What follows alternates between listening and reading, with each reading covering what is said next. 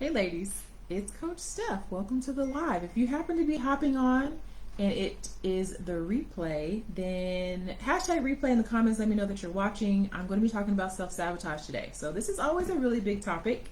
I was preparing for this live training and I was kind of making my notes, and I put on my profile, my Facebook profile, like, what are you dealing with? What are your questions around self-sabotage? And I got a lot of good questions. So I'm kind of gonna give you my thoughts on the comments that were on my page, and we're kind of just gonna go from there. If you have questions about self-sabotage, and I'm kind of calling this like the knowing versus doing gap. Like, you know what to do, or you feel like you know what to do, and then you may not be doing it, and you don't understand, why am I not doing it? And so we'll talk all about that. You guys brought up some great comments on my page, so I'm going to pull that up. If you're here live, say hey. I still got 4 people watching. Let me know what questions that you might have, y'all. I'm representing my ACU women's basketball. I don't know if that's backwards for y'all, but I haven't worn this shirt in forever. But welcome to the live. So let's see. First things first, Fit Figure Formula is open for enrollment. So my current group is winding down, and I know I already have some ladies who are like, hey, I'm doing this again. I already know. So some of those ladies will be re-enrolling for another session. And so open enrollment begins now. So if you're not on my email list, you should be on my email list. I just sent out an email today about a really, really exciting partnership with a firm where you can actually buy now, pay later.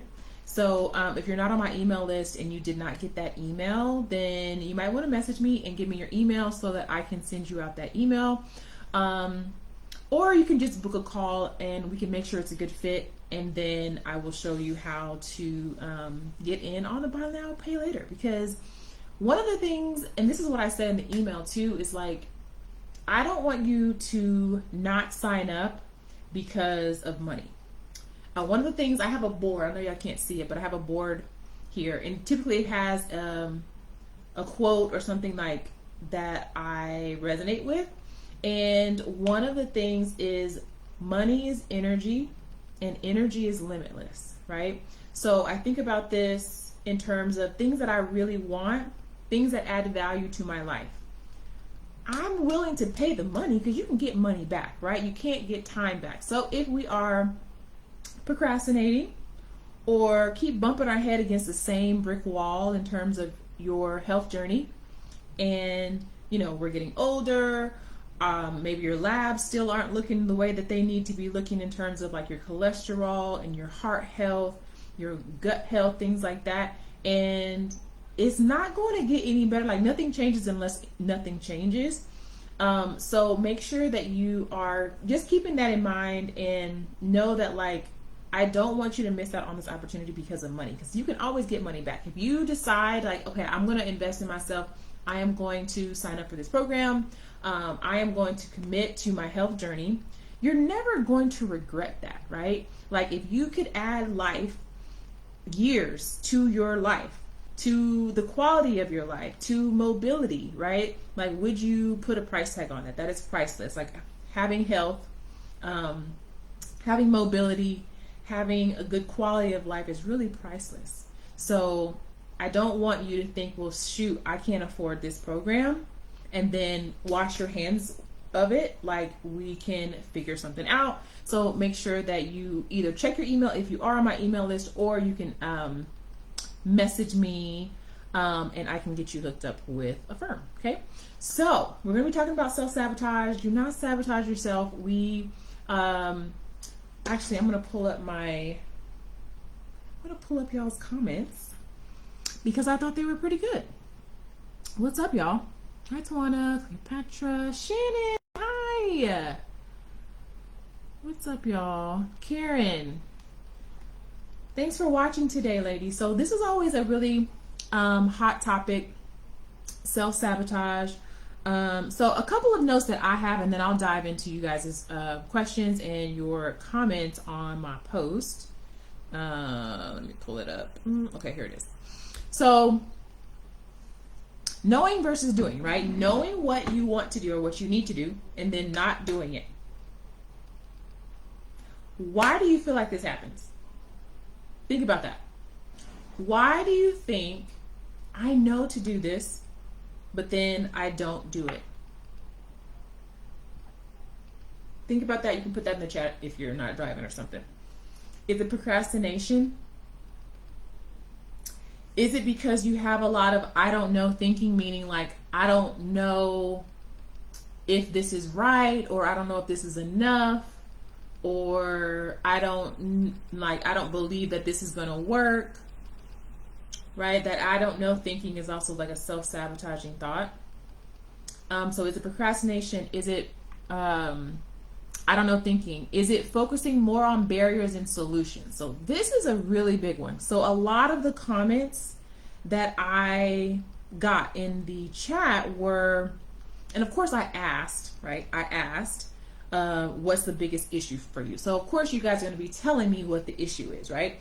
But even when I'm coaching someone, I noticed that a lot of our vocabulary is actually focused more on the barriers, and we begin to like hypnotize ourselves with this story of why it's hard, and we become accustomed to looking for hard, right? Or focusing so much on the barrier. So for example, do you know a person, or maybe this might be you, who if you ask them about their day, they're going to tell you everything that went wrong, right? My dog died. I stubbed my toe on my bed.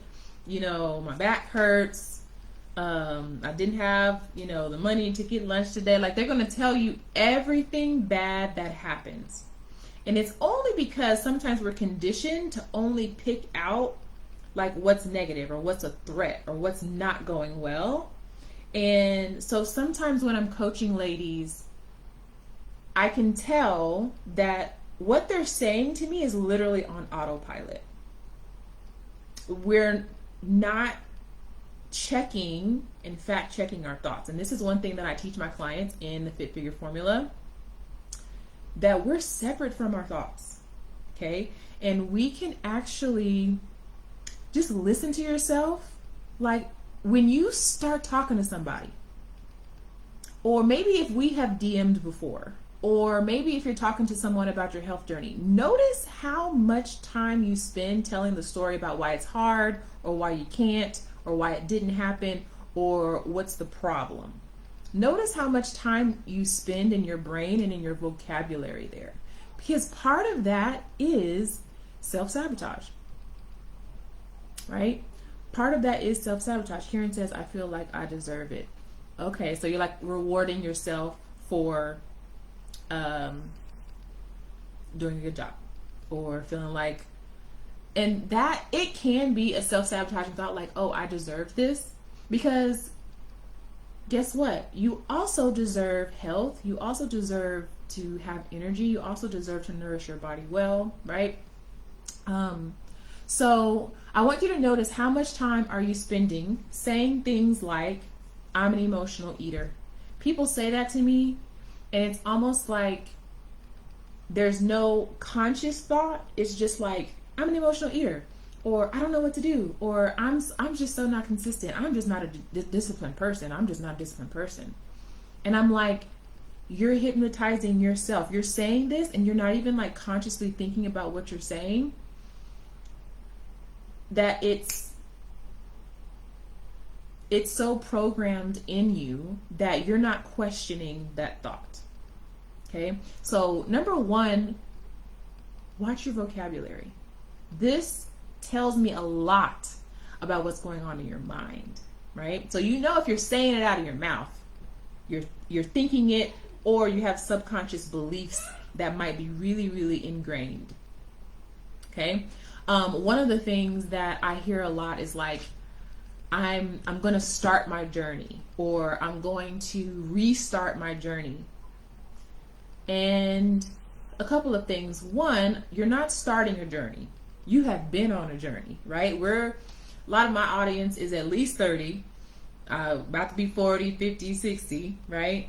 We not just starting. We're in middle age now. So there is no starting the journey. Like, even if you're not showing up in your journey the way that you want to, as far as taking care of yourself, we're not starting. We're continuing. Okay? So starting and restarting is self-sabotaging thoughts. Like, we're not really starting and stopping. If you decide to go to the gym and you go to the gym 3 times a week for 5 weeks in a row, and then you stop for 10 weeks and you're like, okay, I'm going to restart, you're really not restarting. You stopped for a long period of time, and that also just has an impact. So I just want you to, again, notice your vocabulary. The mindset of someone who's lives a healthy lifestyle and a fit person typically doesn't say things like, I'm starting and restarting, because that's not a thing. Okay? So that's another kind of sneaky term or sneaky sentence that's actually really self-sabotaging, because you're really thinking you're restarting, and there's no such thing. Right? So get curious about your thoughts. Is it true that I don't know what to do?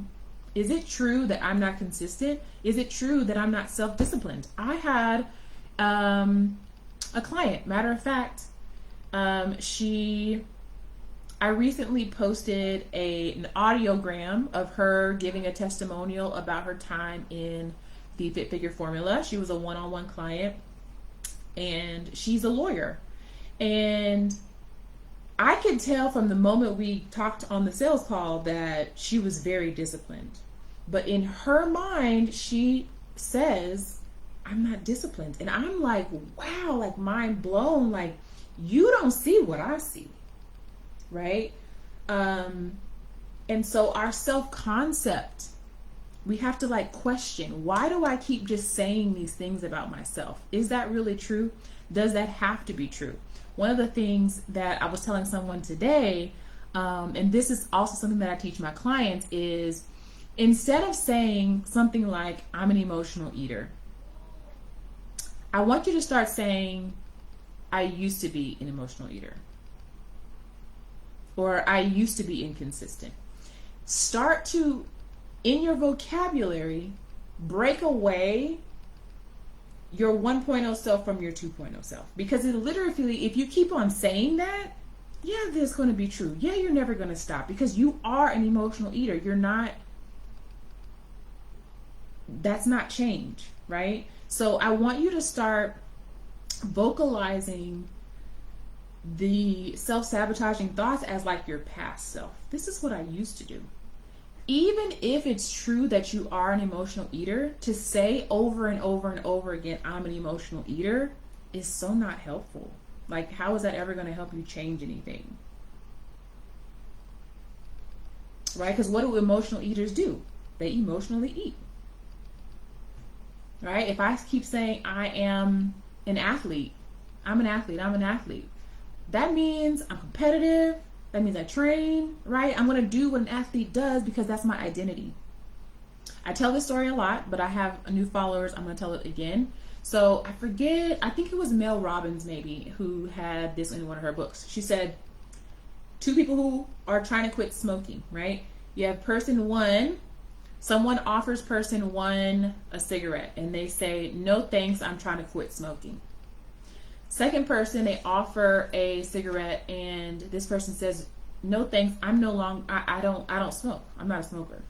Right? They're no longer identifying with this bad habit, with this thing that is not serving them, even if they just smoked yesterday. Who's to say how long it has to be? If I make a decision, this is one of the things that owning your power, this is how I kind of describe it, is owning your power is making a decision. I'm decisive. Even though I may have smoked yesterday, or maybe you may have emotionally eaten yesterday, today, this is my decision. And what I did yesterday, it's okay. I can decide now. There's no like rule about the amount of time that has to pass for me to say like, okay, yes, I'm past that. That was my old self. Okay. So start to get curious about what you're saying about yourself. Is that true? Start to find evidence that supports what you want. Right? So that means if I feel like I'm not consistent, I see this a lot. I'm not consistent, I'm not consistent, I'm not consistent. And that's only because a lot of you guys are comparing it to perfection. That you never miss. That you always get your 4 workouts and your 3 walks and you're just like a robot. And that's not even real, right? That's like not a real thing. So ask yourself, where am I consistent? Right? Like, how have I been consistent? Do I have to be perfect in order to consider myself consistent? How many times will I allow myself to miss and allow it before I say I'm not consistent? And I ask this question a lot to my clients of like, in 52 weeks in a year, right? There's going to be some weeks that you don't work out. Like, you're not going to work out every single solitary week in a year. You might miss some weeks. Is that a problem? Right? It doesn't have to be a problem unless you make it a problem. So then how many weeks out of the 52 will you allow yourself to miss? 2, 5, 6, 10, 20? How many weeks would you allow yourself to miss, right? And when that week comes up, because we always will say like, oh yeah, I'll let myself miss maybe 12 weeks in 52, maybe 12 weeks. And then you come up to a week where you missed, it feels like we failed or we're not doing, but it's like, no, like, remember that the hard times were always part of the journey. That me kind of taking a couple of steps back, always part of the journey. It was never going to be perfect. Me, getting unfocused at parts of my journey, it was always part of my journey. There's nothing that has gone wrong here. And if you think that, you're like, okay, fine. I can just pick back up. Right? So notice how much you are retelling the story of how hard things are, or how much they don't work, and then find evidence to support the opposite. Find evidence to support like, oh, okay, so I'm beating myself up for missing a week. But in reality, maybe every week for the past 8 weeks you've been going and you missed 1 week. So does that 1 week define you more than the 8 previous weeks? No, right? So you can continue to like zoom out in larger and larger time frame, from 3 months, 6 months, 9 months, a year. It's like, oh, maybe I'm more consistent than I actually am giving myself credit for. So now I can stop saying I'm not consistent. Now I can stop saying that. Right? I don't have to keep like confessing that over my life. Is this making sense? Let me come back.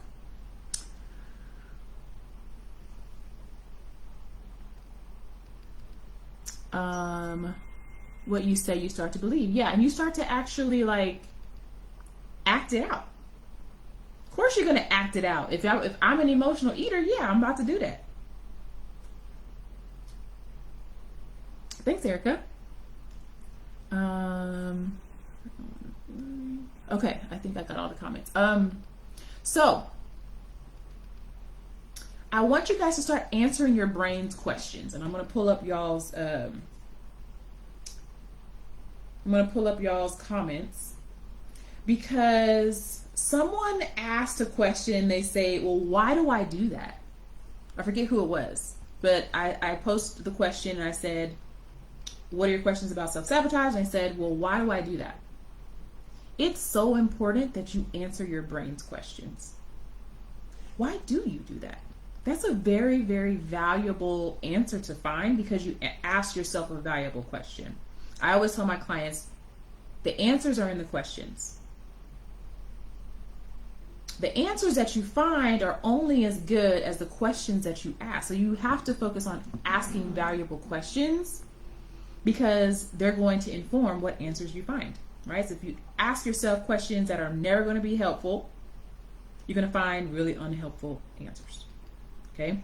So if you are asking yourself, why do I keep doing that? Ask yourself, right? So for example, I'll give an example of one of my current clients who struggles to go to the gym. And it's like, she says to herself a lot, like, I just need to do it. I just need to do it. And I'm like, well, let's break this down a little bit, because you telling yourself, I just need to do it, is very unhelpful. It hasn't worked yet. So let's talk about, what is the actual resistance? What are you feeling when it's time to go work out and you decide to do something else? Number one, what are you doing instead? Number two, what is the feeling that you're feeling? What is that feeling? Is it dread? Is it thoughts of, I don't want to be embarrassed? I've had clients where they feel like they're too big to go to the gym, that people are looking at them saying that like they shouldn't be on the equipment, which if you ask yourself, does that make sense? The answer should be no, okay? Right? Those are your thoughts about you. No one's thinking that. That's your judgment on you. Own that. Own your own judgment and your own thoughts about you. Is the things that we're saying that other people are thinking? No, that came from your brain, right? So make sure you question your thoughts and answer your brain's questions. So you might find that you're actually just resisting being embarrassed at the gym. You might find that you are avoiding something else that might be uncomfortable for you. It might not even be the gym itself, but what happens when we don't question it, we'll just say, well, I'm just lazy. And maybe that's not true. Maybe it's not true that you're just lazy. Maybe you don't want to feel the uncomfortable feeling of being embarrassed because you have judgmental thoughts going on in your brain when you're at the gym. That's really valuable to know. Right? And so then that way you can coach yourself from there. But if we just say, let me just do it, I just need to do it, I just need to do it, that's not helpful. Our brain likes a step-by-step process. Even if it's super simple, like the most simple things are actually the most powerful. One of the most simple things is silence. Silence is one of the most powerful things that you can do. And it's so simple. It's so simple, but it's actually super powerful. Okay, so Valerie said, after I asked, let's see what I asked. I said, what's the biggest issue for you regarding self-sabotage? And she said, staying committed. I've been good starting on my journey again for the summer, but with school starting for me, working a full-time job, on top of homework assignments being assigned and completed and studying, I worry about staying on task. Okay, so lots of things to kind of dissect here, Valerie. So when you say staying committed, I want you to think about commitment as not this linear process. This happens a lot with like weight loss too. Like we think it's going to be this linear process. Your weight's going to go down 1 to 2 pounds every week, and that's not what it looks like, right? So what if commitment kind of flexes a little bit, right? So what if you have your plan, and a lot of times we're really rigid on our plan, and if we don't stick to the plan exactly the way we planned it, then we failed, and that's not true, right? So it sounds like you do care and that you are committed. Why? Because you read my post and you decided to take time to respond to it, right? And I think what might be fueling you maybe not showing up the way you want to is this last sentence you said, I worry about staying on task. Worry has a lot to do with fear. And sometimes that can also be just a lack of control, like feeling like I don't know if I can completely control my future self and what I'm going to be doing. So understanding that, number one, your commitment is not linear, that your commitment 1 week to the next might look different. It might look completely different from one week to the next, but it doesn't mean that your commitment has waned. It just means that you are taking care of yourself and life is happening all at the same time. And what if you're more committed than you think? So you mentioned school and assignments and homework and kids starting school again. And so what I was mentioning earlier about how much time you're spending. So all of that might be true, right? Like you might have a lot of stuff going on. And how could I make progress anyway? And where am I already committed? And what am I already like really good at? What is like my low-hanging fruit? Right? Spend more time in your mind thinking about what's going right, thinking about solutions more than you spend in the barriers, in the why it's hard. Because that's part of where your worry is coming from too, right? If you're thinking, but school and assignments and school and the kids are starting school and da, da, da, da, da, right? This becomes this big old elephant, right? How do you eat an elephant? One bite at a time. Break it down. What can I do? Where can I focus my energy? Are walks really easy for me? Is eating healthy really easy for me? Is water really easy for me? Like, what is the things that is really easy for me? And I'm going to just kill that one thing, right? And focus more on solutions versus the barriers, okay? So Tyler said, emotional eating always gets me. I can stay strong on a diet, but once I get that one cheap dessert, it's like crack. Something pisses me off. Brownie me, please. I just hit a milestone. I'm eating the cookies. I found it to be a release since I've quit my other vices. So, emotional eating.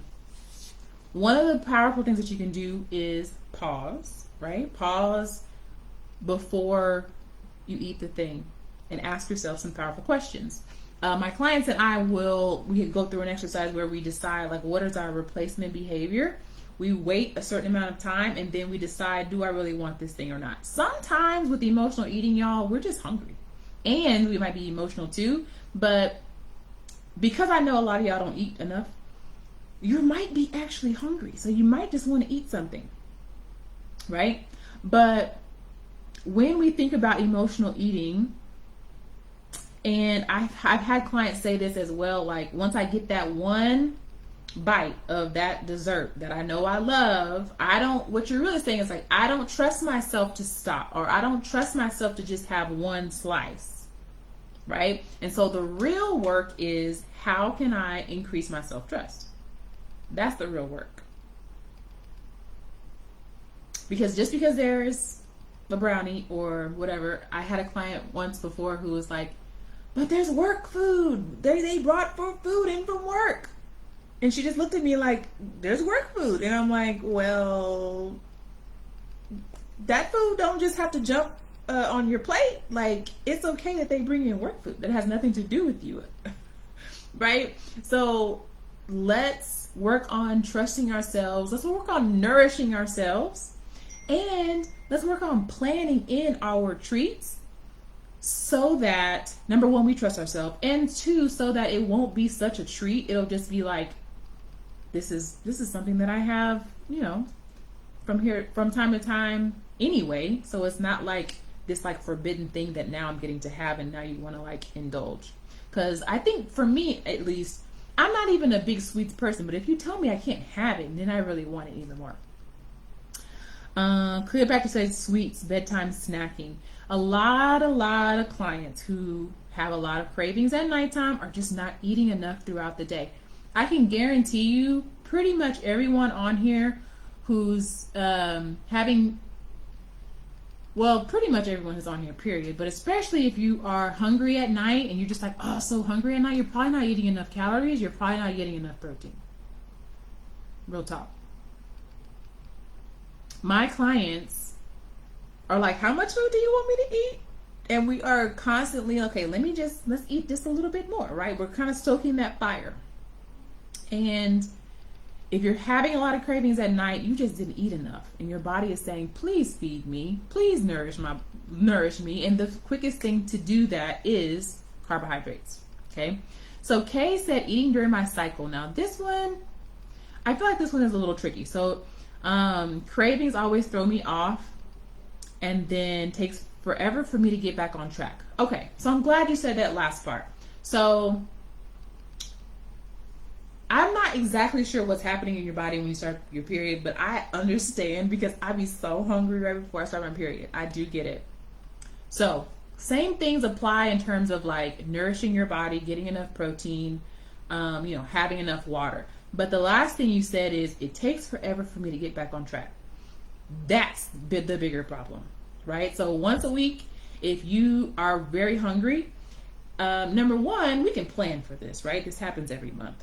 So it's not a big surprise. You're not caught off guard, right? Like, have you written down like a little game plan? Like, what's my game plan when I know like I might be PMSing, I might be having a lot of cravings. What works well for me? Because that's going to be different for every single person. What works well for me?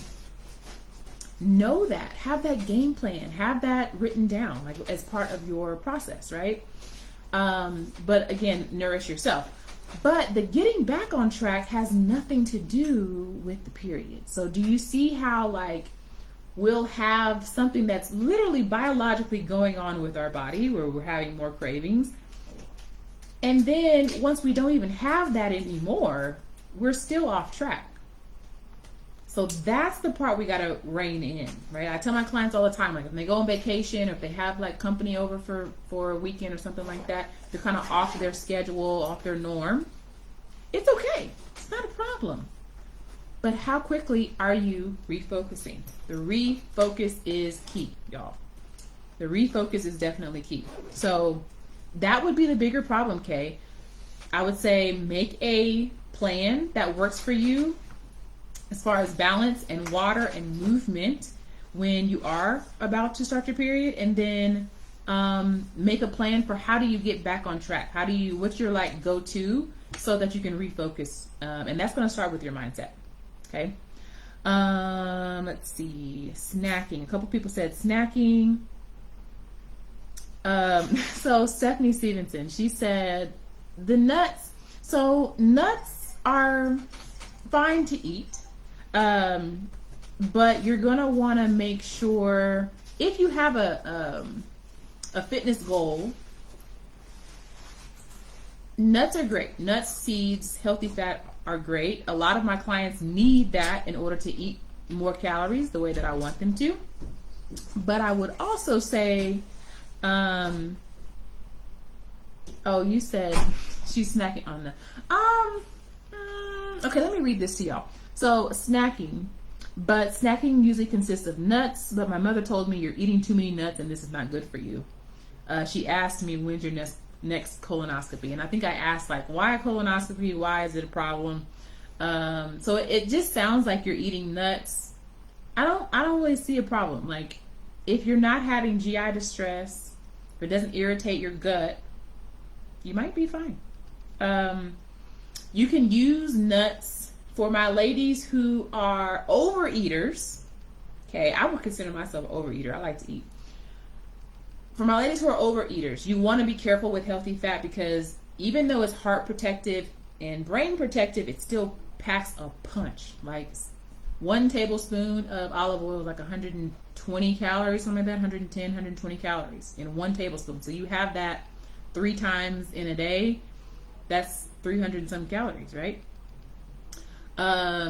Additional calories. But for my ladies who are undereaters, you can definitely utilize things like nuts, seeds, olive oil, things like that in order to help you get the calories that you actually need. So I don't know if that's self-sabotage or if it's just more like understanding where you need to be calorie-wise. But nuts are definitely healthy for you. So Kimberly said procrastinating and being inconsistent with my food. So procrastination sometimes is just a stress response, right? So again, what are your triggers for procrastination? Do you know what those are? Is it a certain task that you dislike doing? What part of it are you procrastinating on, and figuring out how to manage that? Again, this all happens in the mind, right? Nikki says, my body just stops responding to exercise, eating healthy, and fasting. So yeah, I think we talked about, Nikki, that you probably are not eating enough, and this is what I help my clients with. We eat more, not less. You can check out the guide section. If you guys want to check out the guide section, client wins, client testimonials, you'll want to go to the guide section in the Facebook group, and you can check those out. But if you're eating super low calorie, or you're trying to diet and move more, and the scale hasn't moved in 1 month, 2 month, 3 month, 4 month, 5 month, you're looking the same, your measurements are the same, you probably need to reverse diet, and I can help you with that. So Jill's talking about the scale. So Jill, I think you've made a lot of progress in terms of the scale, and I know we talked about on your testimonial video that it was more of a look for you. And here's one thing that I will offer you, Jill, is what I was saying earlier about, because sometimes you surprise me when you comment on my posts, and I feel like you're still struggling in certain areas. But what if you're not struggling? What if the natural ebb and flow doesn't have to mean you're struggling? And what if you can let that story go of I'm struggling with something? What if I don't have to be perfect to not be struggling? Right? Because I think you got the mindset part down, girl. Samantha, my problem is that I can't seem to stay motivated. Samantha, what is the reason you want your goal? I have a whole training on motivation and what I think motivation is, mindset processes that you can kind of think of and think through in order to just get over the resistance. Motivation is not butterflies. It's not a lot of adrenaline. It's just, how can I overcome the resistance to getting started? And there's literally just simple mindset hacks that you can do that help you. Again, our brain likes a process. Even if it's simple, if we have a 1, 2, 3 step process, it still creates some certainty, and our brain really likes that. So I want you to think about, what is your deep why, Samantha? And again, think more about that than whatever the resistance is. All right, any questions here, you guys? I've been on here for 37 minutes. I have to watch the replay because it keeps freezing for some reason. Okay, sorry, Tawana. I wonder if I'm freezing for anybody else. Makes perfect sense. Good, Shannon. Cool. Y'all, let me know if you have any questions. So just to kind of recap. Change the narrative. Start saying, I used to be an emotional eater. Stop saying that over and over again. That's self-sabotage in itself, right? Change your narrative. Stop telling yourself the story of why it's not working, and start finding evidence. Number 2, finding evidence to support why it's different or why you're making progress. Okay? Get curious about the thoughts in your brain and answer your brain. Why is this so hard? Answer that question. You got to answer that question, right? Focus more on your solutions than your barriers. So I hope this was helpful. I feel like I was a little bit all over the place because I didn't finish my notes and I went here. But I hope this was helpful. If you kind of watched or came in halfway, watch the beginning, because I was kind of going through my notes at first. I think I said this earlier, but I am open for enrollment for the 5-figure formula. So if you are stuck, if you're tired of dieting, if you don't want to have to skip meals and eat like a bird to see progress, if you know that the mindset part is the part that needs to change the most, and you're kind of tired of losing the weight and then gaining it back, or if you have that negative self-talk, like, I don't know if I can be consistent. I'm scared that even if I get the goal, I don't know how to keep it, right? you need to be in the 5-figure formula. So make sure that you check out the pinned post in the comments. You can apply there. Again, I have partnered with a firm, and it makes payments super duper simple. So they will allow you to have smaller installments. You still get to pay in full price. Everybody wins. Okay. So let me know if you have questions about that. You can DM me. You can just click the link and apply. To all of my alumni that are on the call, listen, I pride myself on having people re-sign, y'all. I had a client, my longest client right now, 2 years, and her contract is every 3 years. Every 3 months. So she has signed up multiple times at this point. And so I know already some of my clients who I'm coaching right now have already said, hey, I'm signing up again. So if you want to be part of the community, if you want a registered dietitian, a personal trainer, and a mindset transformation coach to help you to transform your identity, to stop having to skip meals, to get stronger, to get leaner, to lose weight, without having to cut out your favorite things, and you need to apply. And that process looks like you click the link, you fill out the questions, you come to the call, and we talk. And I ask you more about yourself, about your history, and about what's keeping you from where you want to be, and what's the goal, what's the vision, right? And so we kind of talk about that. We make sure that it's a good fit for both of us, and then we get to make a powerful decision about whether or not you think the process is going to help you or not. All right. So very helpful as usual. I'm glad it was helpful, Tawana. All right, y'all. Have a great day. I will be back next week with another live. So see you soon.